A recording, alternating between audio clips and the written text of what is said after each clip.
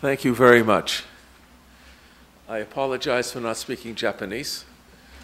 I usually speak Hebrew. There are more people who speak Japanese than Hebrew, so I apologize for not joining the majority and speaking this wonderful language of yours, which is so musical and pleasant to hear. Let me begin. Jews, Christians, and Muslims use religious and secular arguments in claiming the land of Israel or Palestine, that territory between the Jordan River and the Mediterranean Sea. Each of these monotheistic religions has, over the centuries, developed more than one way to view the legitimacy or ownership or control of the land. There are, in fact, different claims within Judaism, Christianity, and Islam, as well as between them. However, religious claims are internal. That is, they are most persuasive when offered to communities of believers. In order to persuade the world of the justice of their side, Jews and Arabs must develop external or universal arguments supported in secular terms. Since, by definition, religious dogmas are not to be compromised, secular claims inform the discourse that has the greatest chance of leading to a compromise over rights to the contested land Jews, Christians, and Muslims consider holy. I'll begin with Jewish religious claims. The Jewish claim to the land between the Jordan River and the Mediterranean Sea, and from the Lebanon in the north to the Negev Desert in the south, is rooted in the biblical narrative that is more than 3,000 years old. The Bible records in Genesis the covenant that bound Abraham and his descendants as well as God in a series of mutual promises.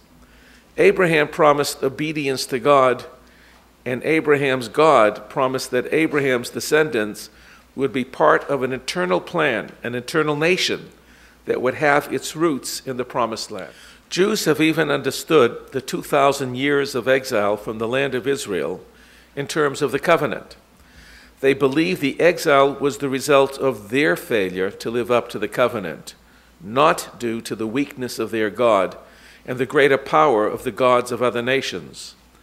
Unlike the other ancient peoples who disappeared together with their gods when conquered, Jews have survived, perhaps longer than any other people in recorded history. Accepting that their failings brought about their suffering, they continued to believe God's promise would one day be fulfilled and to pray for redemption. In various ways, that initial covenant between Abraham's God and the Jewish people has been repeated, both in biblical texts and in the vast religious literature Jews have created over the millennia.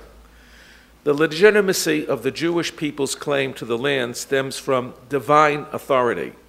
It is worth noting that fundamentally, the covenant is based on an assumption that is universal. Any claim to any land requires divine authorization. Jews, Christians, and Muslims certainly share this belief with regard to the holy. In monotheistic and other religions, the earth belongs to the Creator.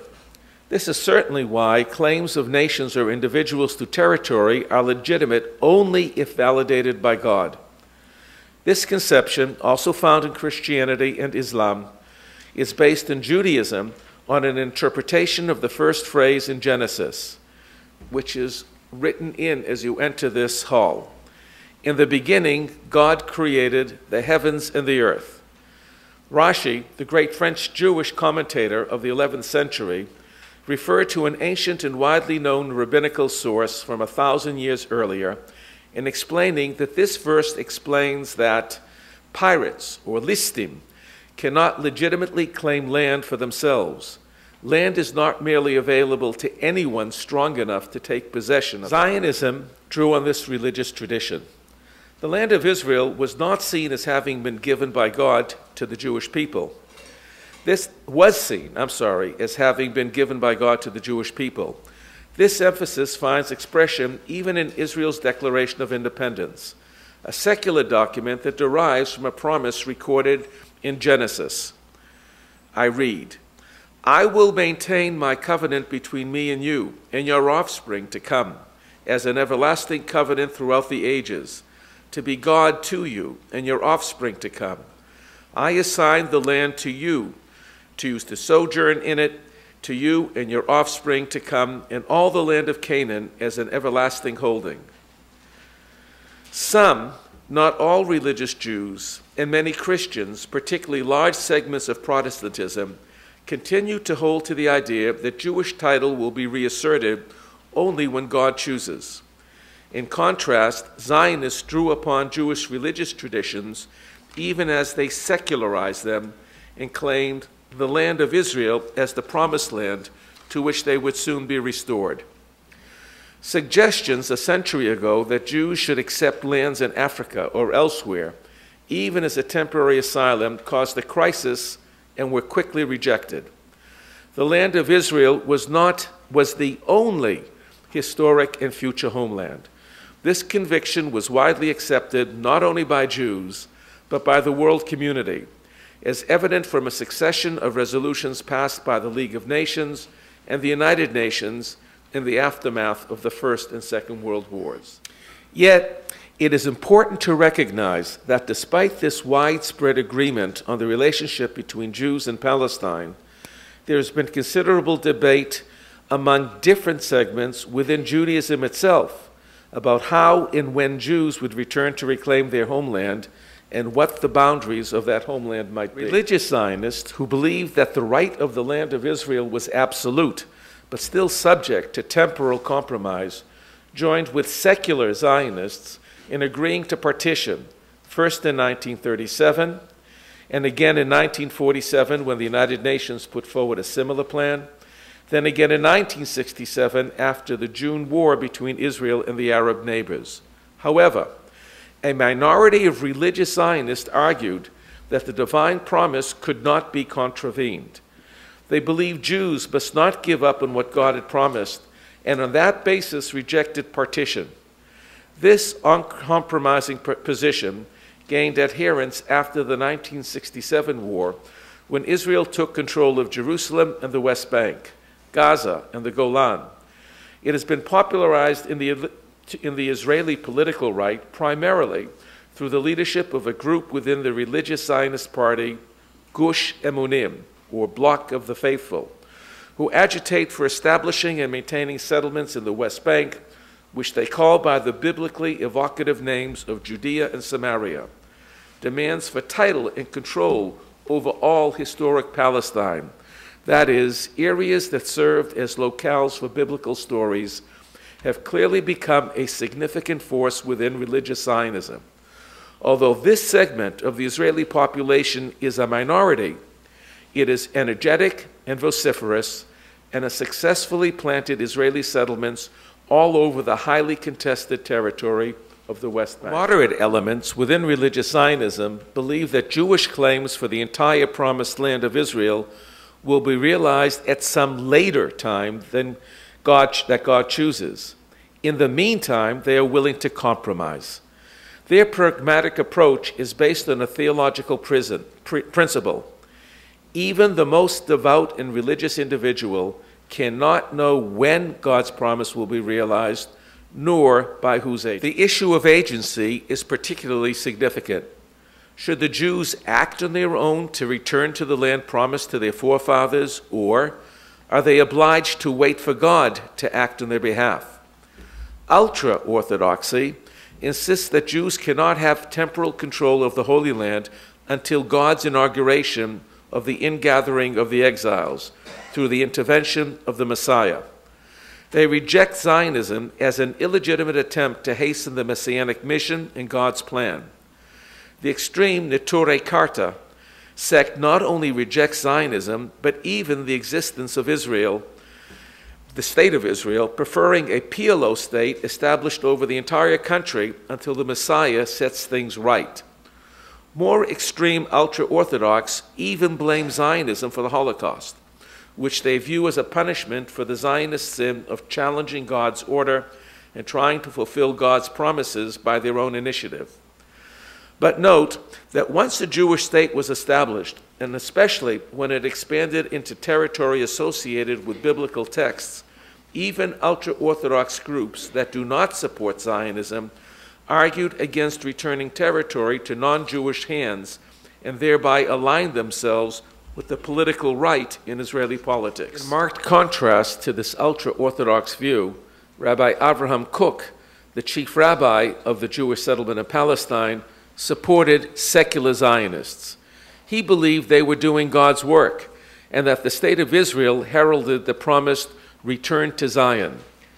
Rabbi Kook's Orthodox followers accepted his endorsement of adding a new prayer to the prayers recited daily by pious Jews, asking God to bless the state of Israel as, and I quote, the beginning of our redemption, Reshit Smichat Geulatenu. But Rabbi Kook's followers did not identify particular political figures, parties, or programs as part of the divine plan, and many were willing to see a Jewish state coexisting with an Arab one. This moderate position persists, notably in the Maimad movement, and accepts compromise with Palestinian Arabs as a way to achieve peace and save lives. Shas, the fundamental point I want to emphasize in this very brief discussion is that there is not one way in which Judaism supports contemporary claims to the Holy Land or portions of it. The belief in the ultimate restoration of the Jews to the Holy Land is shared by all streams of Orthodox Jewry.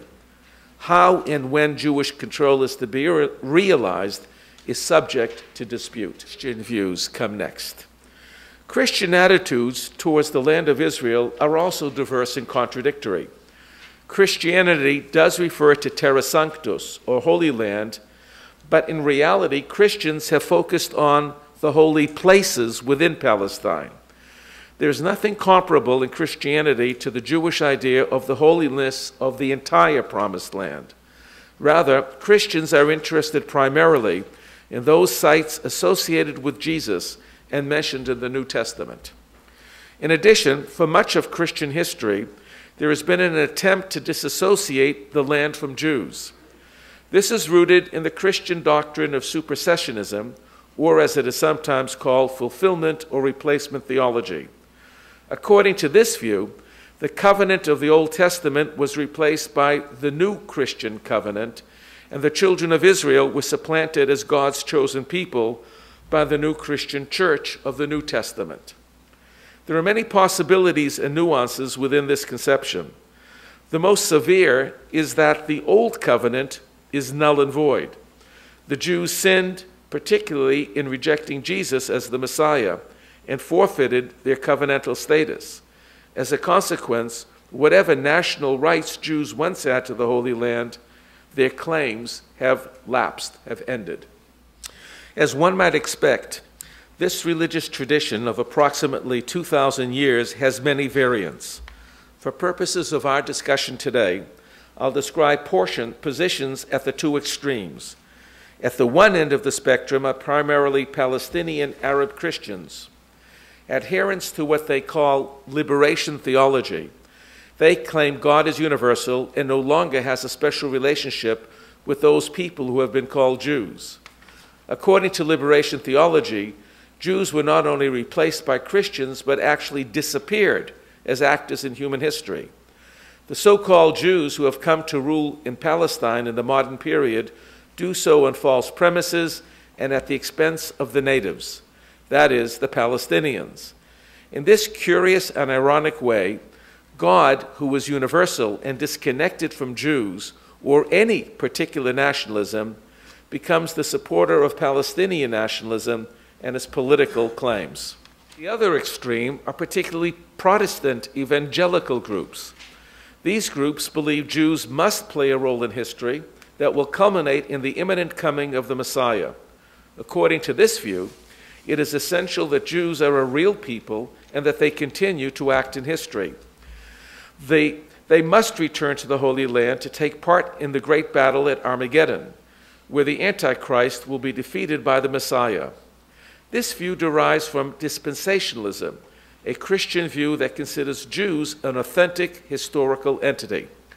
These Christians find inspiration in the book of Revelations of the New Testament and in the view that the fulfillment of God's covenant with Israel has been postponed until the end of history. Unlike the Arab liberation theologians, these evangelical Christians do not see God's promises to the Jews as terminated or replaced. Those who hold to this understanding may be defined as Christian Zionists. They have become significant supporters of the state of Israel in its conflict with the Arabs in Palestine. Someplace in the middle between these two extremes, Arab-Palestinian liberation theology and evangelical Christian Zionism, is a view expressed in 2002 in a document entitled A Sacred Obligation. This document was formulated by moderate Christians who seek accommodation with Jews and at the same time have sympathy for the Arab position. Among its important clauses, we find that 1. God's covenant with the Jewish people endures forever and thereby denies supersessionism. 2. Judaism is considered to be a living modern faith enriched by centuries of development. 3. Ancient rivalries must not define Christian-Jewish relations today, particularly Christian worship that teaches contempt for Judaism dishonors God. 4. And very significant for our discussion, it affirms the importance of the land of Israel for the life of the Jewish people. These moderate Christians recognize both Palestinian Arabs and Israeli Jews as legitimate inhabitants of the land. However, they do not explicitly accept a Jewish state, and so avoid commenting on the Jewish right to sovereignty in the historic homeland. While it may be a wise choice to adopt a neutral position in the Arab-Israeli conflict, there are additional reasons why a sacred obligation could not officially affirm the legitimacy of Israel. This view is consistent with the reluctance of the Roman Catholic Church to recognize the legitimacy of the state of Israel as a Jewish state or the validity of the return of Jews to sovereignty and independence.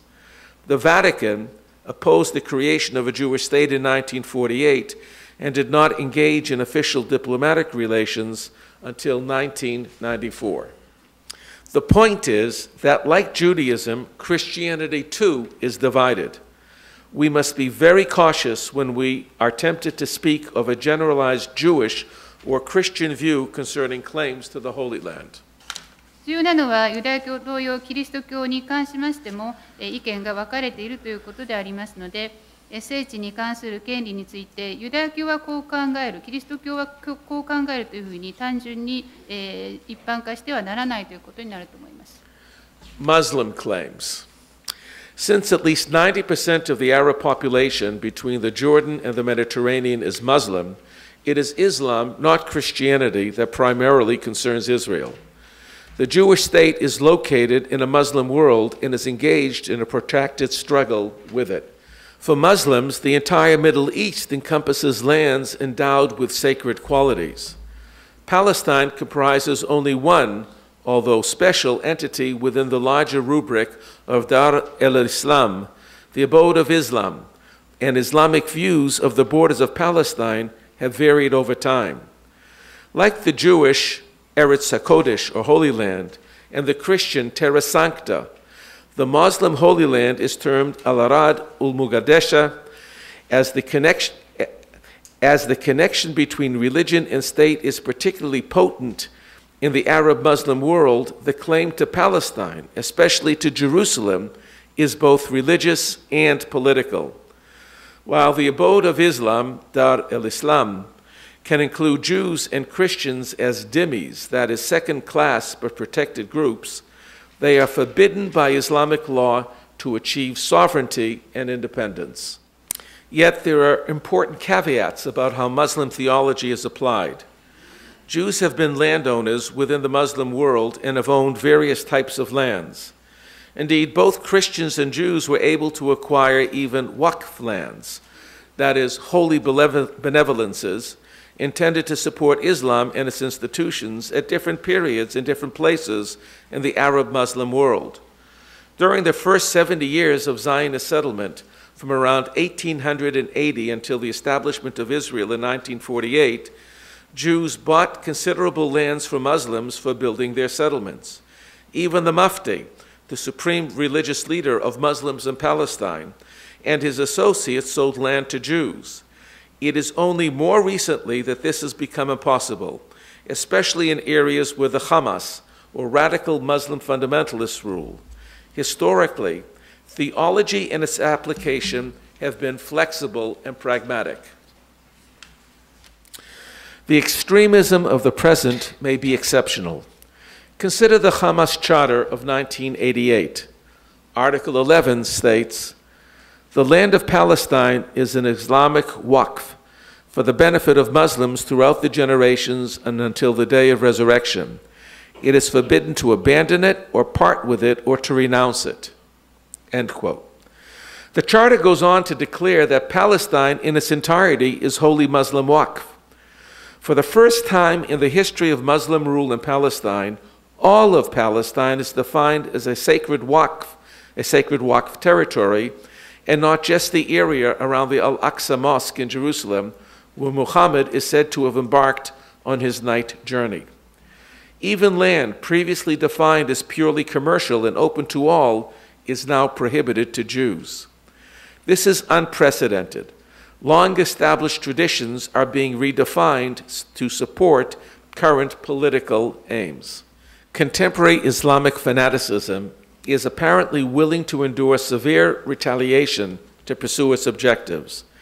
There is little evidence that this extremism is balanced by alternative Islamic movements of comparable power that urge accommodation with the Jewish state. Individuals who espouse more moderate views rarely speak out politically against extremism, since to do so would be to put them at risk. Extremists on the Jewish side represent only one aspect of a diverse contemporary interpretation of Judaism, and they are openly and regularly challenged by moderates who favor compromise and accommodation with Arabs. This asymmetry in the ways Muslims and Jews employ their traditions has exacerbated the conflict and made it difficult to reconcile differences. I will now turn to secular claims. So far, I've tried to show one category of claims to land, those rooted in religion and expressed in theological terms. I argue that these claims tend to be internal, that is, derived from the belief system of the community of believers. I will now consider a second category that I will call external, secular claims used to appeal to those outside the community, as well as co-religionists who hold different views. For reasons of time, I will focus on Jewish secular claims. Because their audience is external, they make use of universal and secular concepts and language. The origin and development of secular arguments for claiming territory is a significant topic that warrants a full lecture on its own. Secular claims were first made in the 18th century as part of the European Enlightenment and were further elaborated in the 19th century with the rise of the nation-state. In other words, secular claims to land are relatively recent in contrast to claims based on divine sanction that have been normative throughout human history. Americans were among those who took the lead in developing secular claims. There were many European claimants to the New World across the Atlantic. Americans who denied the divine rule of kings and had successfully separated church from state invoked the abstract concept of providence to legitimate their nation's movement across the continent, but did not have recourse to a national or even universal deity, including Jesus. As citizens of a modern and secular state, they developed novel theories of legitimacy, as they claimed vast territories from the Atlantic coast to the Pacific and faced the opposition of indigenous peoples, Indians and Mexicans, as well as European competitors, particularly France, Spain, Great Britain, and even Russia. These new theories, legitimating land claims, were concisely articulated by Chief Justice John Marshall of the United States Supreme Court. In the 1830s, when the United States was around 50 years old, Marshall heard a series of cases involving the competing claims of the Cherokee Indians and the state of Georgia in the 1830s. He argued that there were 4 ways people could acquire the rights to land. 1, conquest. 2, purchase. 3, treaty. And 4, investing labor to make the land more productive. In one way or another, his formulations are still employed when the Aborigines in Australia, the Eskimos in Canada, and the Bedouin in the Negev challenge their governments in disputes that are closely monitored by secular international bodies. Appeals outside religion were natural for the United States. Americans were newcomers, not an historic people rooted in the land. There was no covenant, and God had not promised North America as a homeland for the ages. Moreover, following the Enlightenment, a revolutionary shift in popular thought attributed authority to human sanction, not to individuals who claimed to rule by divine right. As occurred in other democratic societies, authority was vested in the will of the people. Democracy became the basis for social and political organization and for legitimacy. The party of Middle Eastern religious Jews has sometimes adopted a similar position. In contrast, Gush Emunim movement, which is headed by Rav Kook's son, maintains that the settlers and their settlements are fulfilling God's plan. The settlers do not accept partition and insist that all the land of Israel, including the lands captured in 1967, remain in Jewish hands. I hope this makes it clear that religious Zionism encompasses multiple and contrary interpretations. Moderation and pragmatism, as well as extremism and inflexibility, can be supported by different verses or even different interpretations of the same sacred text. Shalom, another movement founded by a religious Jew, encouraged the search for accommodation with Arabs. Its supporters believed in the covenant, but did not insist on Jewish sovereignty. The movement's leader, Martin Buber, de-emphasized ritual and halakha, or Jewish law, and instead focused on ethics. Buber insisted that the Jewish presence in the homeland must be moral, and that morality might require accepting the absence of Jewish control in favor of a binational state in which Jews and Arabs shared responsibility. Above all, he was concerned about the moral costs of a violent conflict with the country's Arab population, and therefore favored pacifism. His movement was small in number, but exercised a powerful influence, including on secular Zionists. Buber framed the legitimacy of Jewish settlement in terms of the religious obligation to establish a just society that would impact fellow Jews in the land of Israel and beyond. In this romantic evocation of the Jewish mission to the world, the light unto the nations, the just society would serve as a center for Jews everywhere, whatever the actual size of the community in the land of Israel. It would benefit also the Arabs of the country. It would restore the land, depleted for centuries, and make it bloom again. On this last point, we will have more to say later. What is significant here is that, like secular Zionists, as well as many other secular observers throughout the world, Buber believed that making the land productive, making the desert bloom, was an ethical act that entitled productive peoples to claim the right to enjoy and control that portion of Lord's creation. Moreover, as expressed in daily Jewish prayers, the very fertility of the land is taken as evidence that Jews are conducting themselves morally, and God is fulfilling his part of the covenant. Thus, Buber supported Jewish settlement and at the same time pacifism and a joint Jewish-Arab state. At the same time, nationalism began to take hold in the West and spread across many portions of the world. In connection with modern nationalist discourse, history, or appeals to history, became a favorite instrument for claiming territory. The assertion that a particular people resided in a specific land over a long period of time is a key argument in the international discourse over territorial rights. Thus, native and indigenous peoples have rights by virtue of their long-standing association with the land, while Israel's Declaration of Independence does not evoke Abraham's covenant. It declares that the land of Israel was the birthplace of the Jewish people. In pressing secular claims to land, it is these principles and the four put forward by Justice Marshall that are brought before the international bodies that adjudicate disputes over territory. I will make a few brief observations and then elaborate if you have questions. Conquest and purchase are more straightforward, so I will not say more about them except that in the present discourse, conquest is no longer an accepted means for legitimating claims as it was in the 19th century, even if it remains an effective instrument for actually gaining control over territory. Treaties, that is, legal agreements, deserve a brief comment.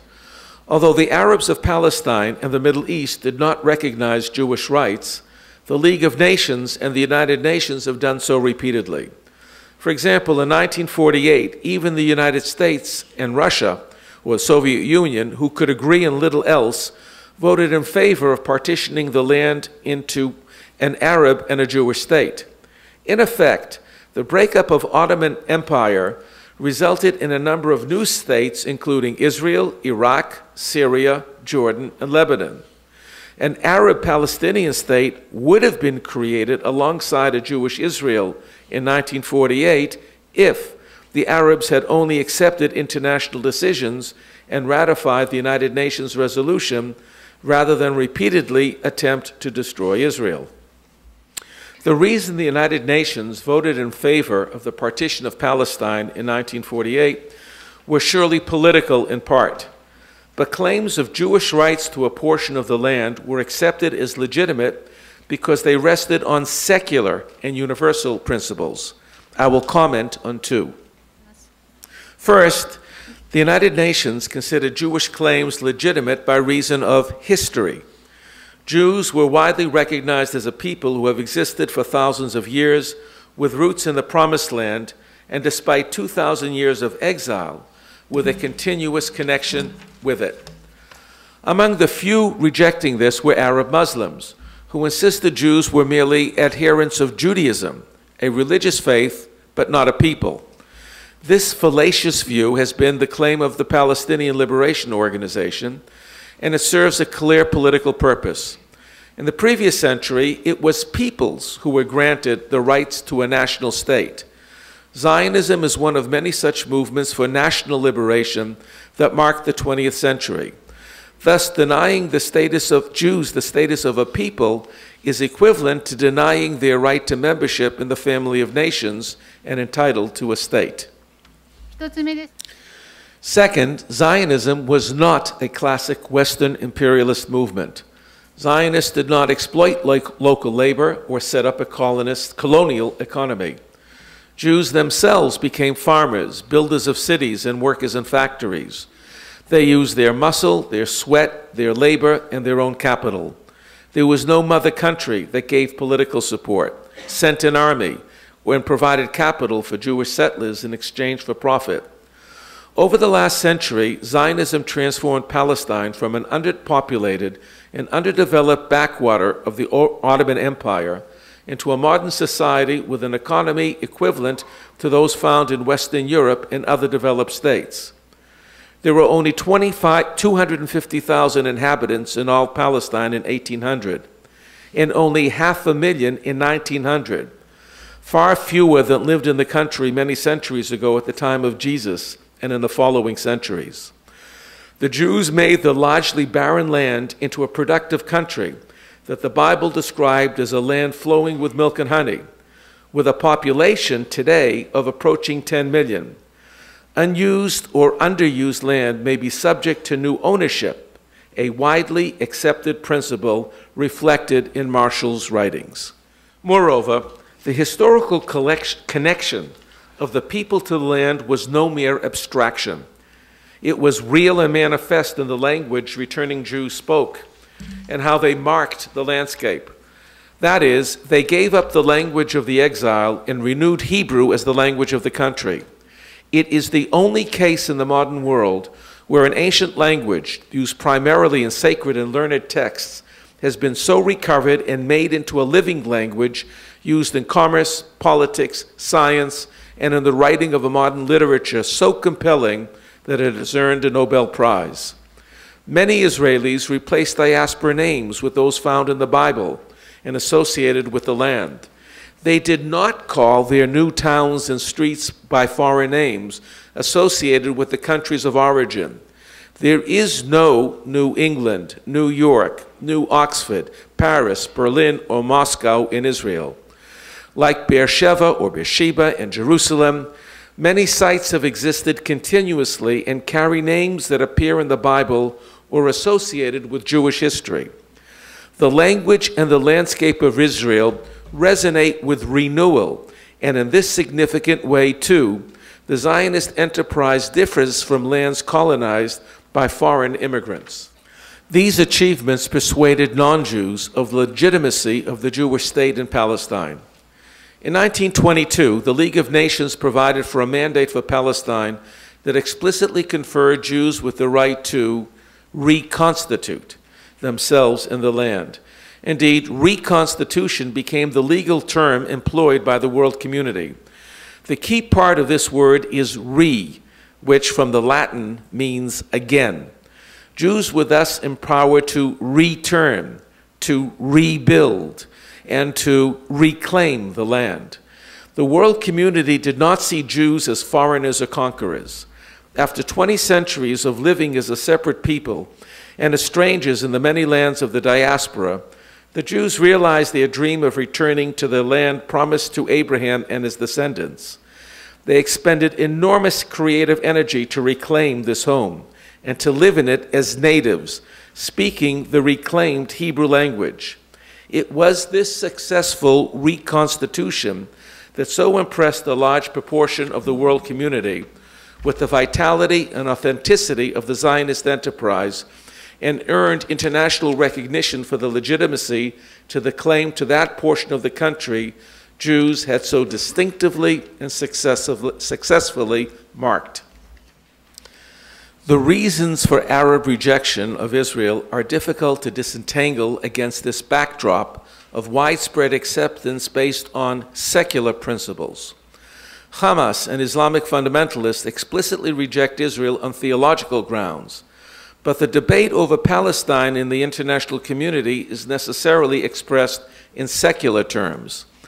This apparent paradox may also hold out some hope.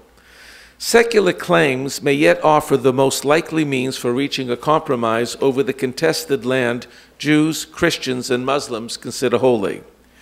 Even if secular claims and counterclaims are a veneer, masking deeply held religious beliefs, they may still offer a more comfortable place for successful negotiation. Secularism may make more possible the pragmatism necessary for the mutual accommodation so necessary for a contested land holding sacred meaning to so many. Arigato. ありがとうございます。